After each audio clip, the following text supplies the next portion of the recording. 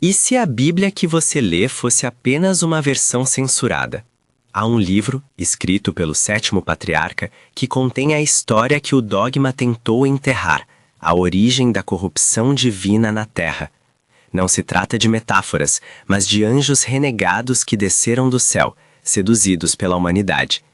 Eles não vieram em paz, trouxeram segredos proibidos, desde a metalurgia da guerra até a feitiçaria, corrompendo o tecido moral da criação e gerando uma raça de gigantes. Essa é a história dos vigilantes, a seção mais explosiva de um texto apócrifo que mapeia o juízo final. Alguém hoje é forçado a reviver essa queda em tempo real, vendo cada movimento estelar como um relógio para a destruição iminente. Este conhecimento banido é a única chave para entender o destino selado da humanidade. A conspiração não é terrestre, ela é celestial. A história oficial da fé tem um buraco de séculos. Não se trata de uma parábola esquecida, mas de um livro inteiro, escrito por Enoque, o sétimo patriarca depois de Adão, aquele que, segundo Gênesis, andou com Deus e não foi mais visto.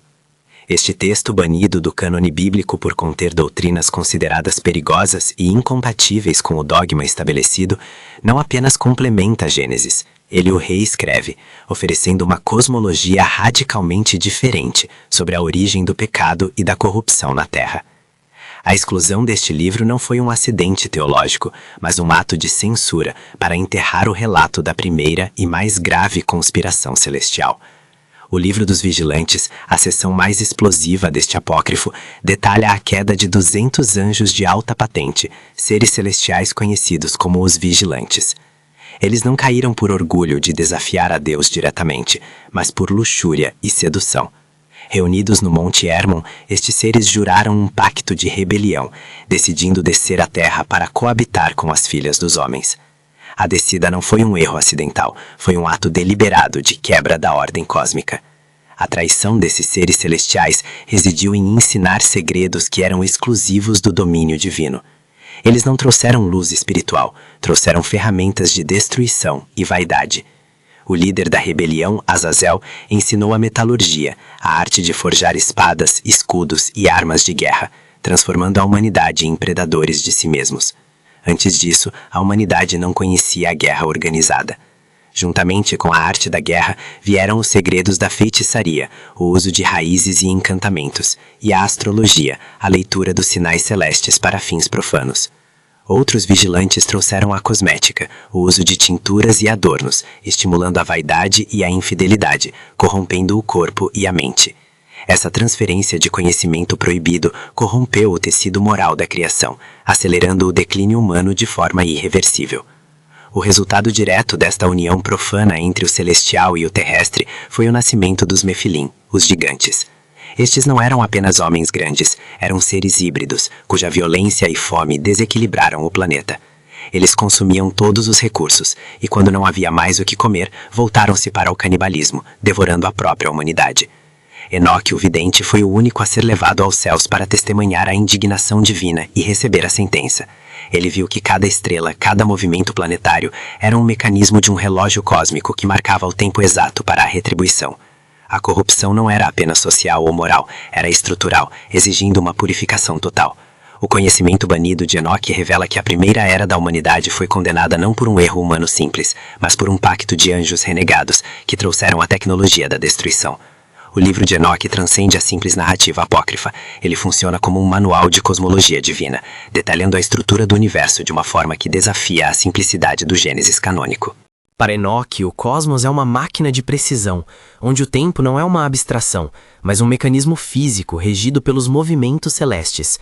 Ele foi transportado ao céu dos céus e viu os depósitos de neve, os reservatórios de chuva e, crucialmente, as câmaras onde os astros são contidos e liberados. Cada estrela, cada órbita planetária não é apenas um corpo celeste, mas um relógio cósmico que marca o tempo exato para a retribuição divina. O profeta viu que a punição dos vigilantes não seria aleatória, mas cronometrada com precisão milenar. A visão de Enoque sobre o juízo final é o cerne da sua exclusão. Ele não apenas testemunhou a corrupção na Terra, mas também recebeu a sentença detalhada dos anjos caídos. Os 200 vigilantes, liderados por Azazel e Caimão, foram amarrados e lançados em abismos de fogo e escuridão, em vales profundos nos confins da terra, aguardando o grande dia do julgamento. Esta não é uma punição espiritual abstrata, é uma prisão física dentro da própria estrutura da criação. O livro descreve a fúria divina não como um impulso, mas como uma justiça estruturada que exige a purificação total do planeta, culminando no dilúvio, que foi a limpeza necessária para erradicar a prole híbrida dos Nefilim, cuja violência e natureza corrupta haviam contaminado o DNA da humanidade. Além da condenação dos anjos, Enoque introduz as parábolas do juízo final, que são teologicamente explosivas. É aqui que ele profetiza a vinda de uma figura messiânica celestial, referida como o Filho do Homem e o Eleito. Esta figura, que possui glória e pré-existência divina antes da criação do Sol e das estrelas, é quem presidirá o julgamento final, não apenas sobre os anjos caídos, mas também sobre os reis e poderosos da terra, que negligenciaram a justiça. Esta doutrina, que coloca um Messias celestial no centro da cosmologia antediluviana, foi um dos maiores conflitos com o desenvolvimento posterior do dogma judaico e, subsequentemente, cristão, que preferiu centralizar a origem do pecado na desobediência de Adão e não na conspiração angélica. A verdadeira ameaça do livro de Enoque para as autoridades religiosas estabelecidas não era a magia ou os gigantes, mas a redefinição da origem do mal. Se a corrupção fundamental da humanidade veio de uma intervenção externa e celestial, o conhecimento proibido trazido pelos vigilantes, isso atenua a responsabilidade humana inicial e complica a narrativa da queda. Manter o livro de Enoque banido era essencial para preservar a simplicidade da doutrina do pecado original e a autoridade dos textos canônicos que se seguiram. A censura foi um ato de controle teológico para garantir que a fundação da fé se apoiasse na obediência humana e não na traição angélica.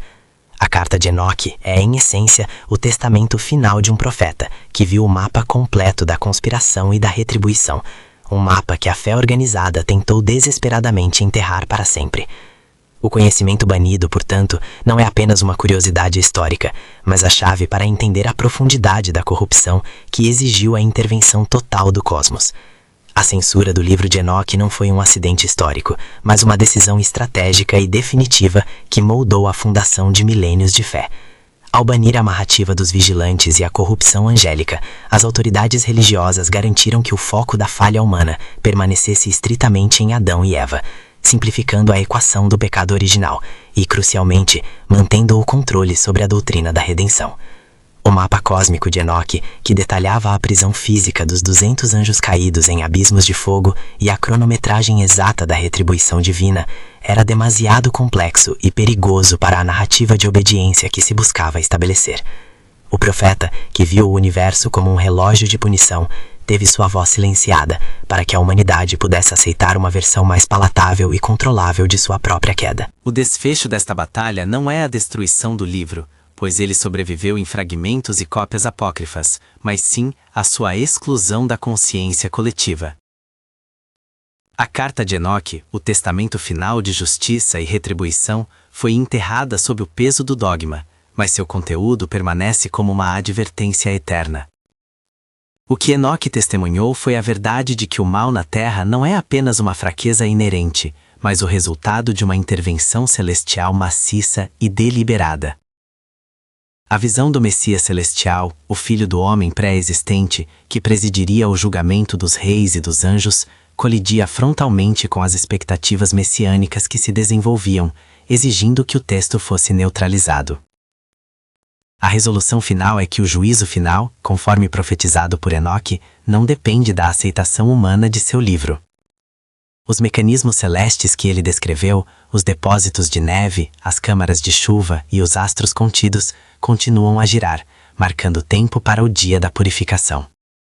O dilúvio foi apenas o primeiro passo dessa limpeza cósmica, a erradicação da prole Nefilim e da violência que contaminou o DNA da criação.